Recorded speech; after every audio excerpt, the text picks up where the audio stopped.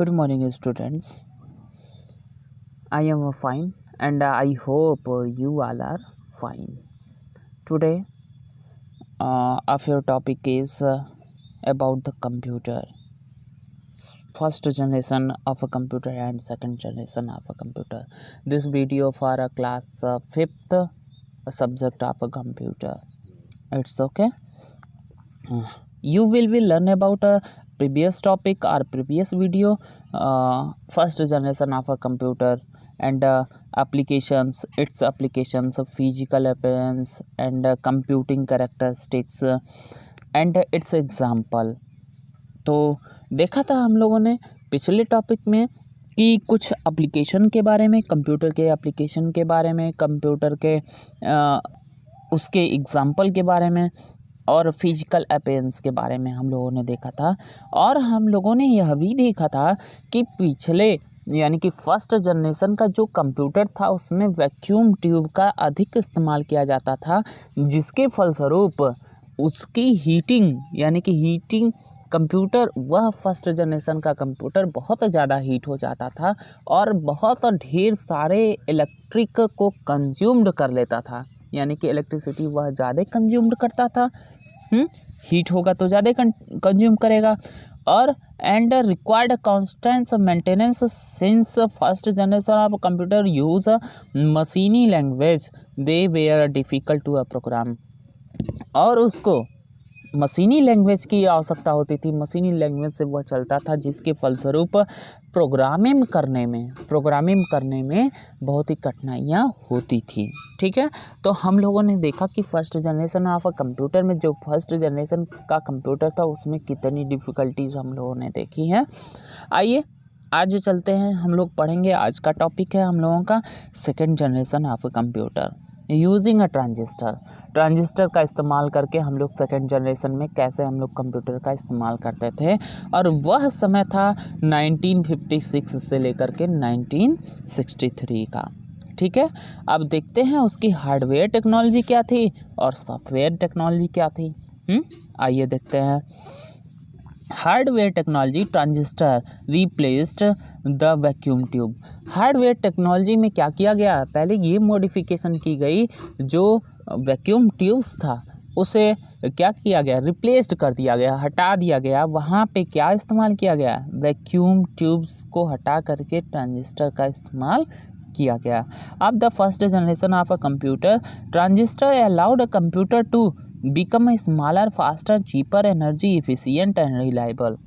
बताया गया कि इस तरीके से कंप्यूटर की जो चलने की क्षमता थी, जो चलने की क्षमता थी वह फास्टर हो गई, और चीपर यानी कि वह छोटा हो गया और आसानी से उस पर हम लोग वर्क करने लगे। और एनर्जी एफिशिएंस और ऊर्जा का वह बचत भी करने लगा, यानी कि ऊर्जा उसमें कम लगती थी और वर्क अधिक होता था। The second generation of a computer used magnetic core technology of a primary memory. They used magnetic taps and magnetic disk for a secondary storage. Secondary storage के लिए हम लोग मैग्नेटिक कोर का इस्तेमाल करते थे। इस टेक्नोलॉजी में प्राइमरी मेमोरी के लिए क्या करने के लिए, प्राइमरी मेमोरी के लिए हम लोग मैग्नेटिक कोर का इस्तेमाल करते थे। And they used magnetic tap and magnetic disk. Magnetic tape और मैग्नेटिक डिस्क का इस्तेमाल हम लोग क्यों करते थे, सेकेंडरी स्टोरेज के लिए करते थे।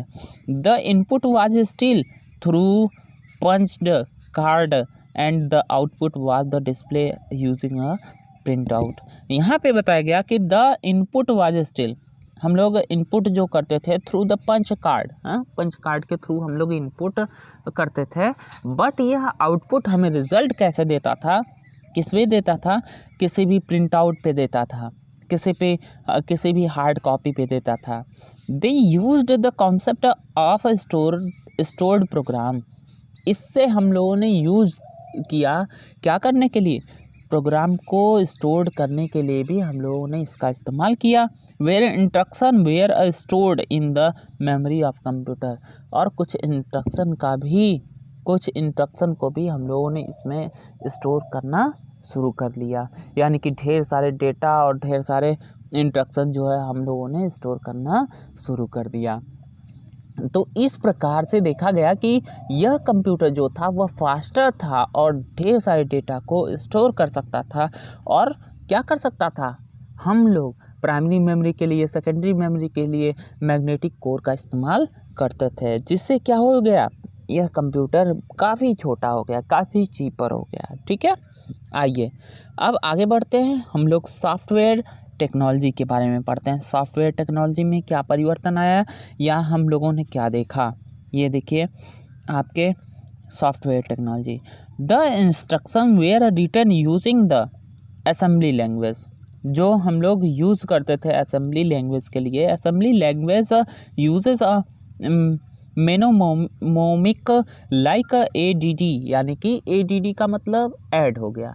ठीक है, शॉर्ट फॉर्म में हम लोग उसको ऐड बोलते थे। फॉर एडिशन के लिए, जोड़ने के लिए हम लोग उसको ऐड बोलते थे। एंड सब SUB का फुल फॉर्म होगा सब्ट्रैक्शन, यानी कि सब्ट्रैक्शन के लिए हम लोग SUB का इस्तेमाल करते थे।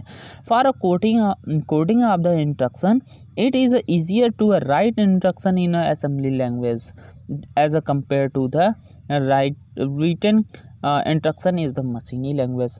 मशीनी लैंग्वेज से यह आसान हो गया, इस असेंबली लैंग्वेज को लिखना हम लोग मशीनी लैंग्वेज से आसान हो गया हम लोगों के लिए, क्योंकि हम लोग सब्ट्रैक्ट को SUB लिखना शुरू कर दिए, ऐड को ADD लिखना शुरू कर दिए।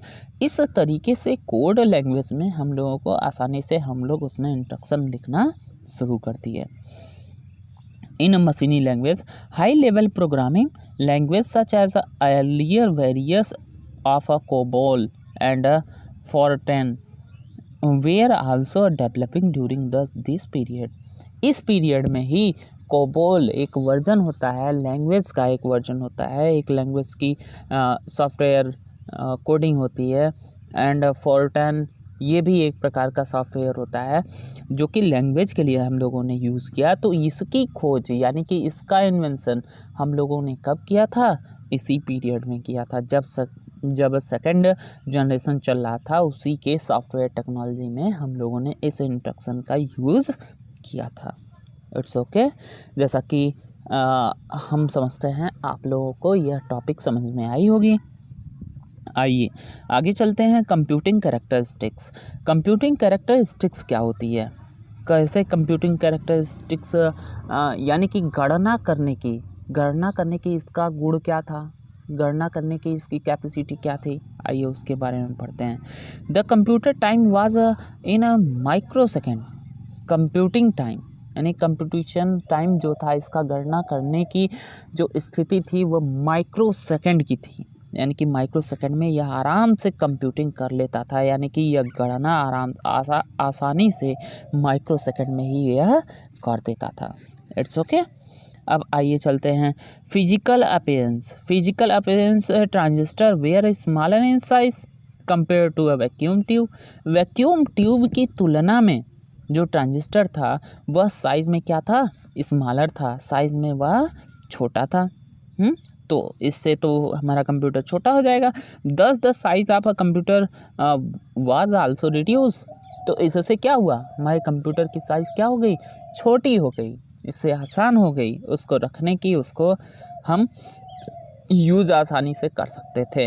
यानी कि अगर वैक्यूम ट्यूब का इस्तेमाल करते तो वो क्या हो जाती, बड़ी हो जाती, उसकी साइज़ क्या हो जाती, बड़ी हो जाती, और large amount of heat are produce, यानी कि बड़े पैमाने पर हीट भी उसमें से निकलती, और electricity are very big amount of use, यानी कि बड़े अमाउंट में हम लोग इलेक्ट्रिसिटी भी देते उसको, तब जाके वह वर्क करता।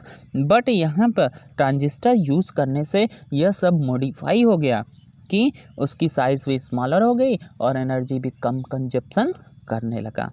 आइए हम लोग चलते हैं अब अगले टॉपिक पे। अगला टॉपिक है इट्स एप्लीकेशन। इसके एप्लीकेशन क्या क्या थे।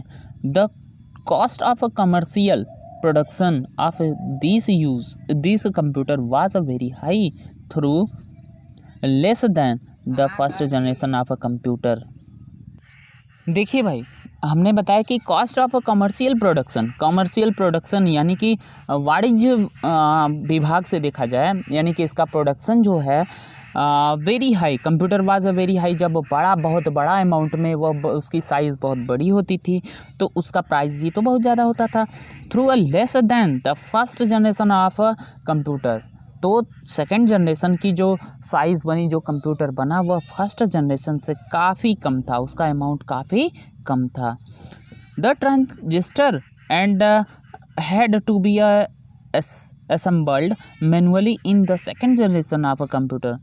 जो ट्रांजिस्टर था असेंबल्ड किया गया मैनुअली, यानी कि धीरे धीरे second generation of a computer, यानी कि second generation of a computer में मैनुअली हम लोग ट्रांजिस्टर का क्या किए, उपयोग किए, जिसके द्वारा इसकी प्राइस भी क्या हुई, कम हुई। एग्जाम्पल में हम लोग देख सकते हैं PDP-8, IBM 1401 एंड CDC 1604। ये सभी एग्जाम्पल हैं second generation of a computer के, जो कि वैक्यूम ट्यूब को हटा करके ट्रांजिस्टर का उपयोग करके हम लोगों ने इस कंप्यूटर को बनाया था।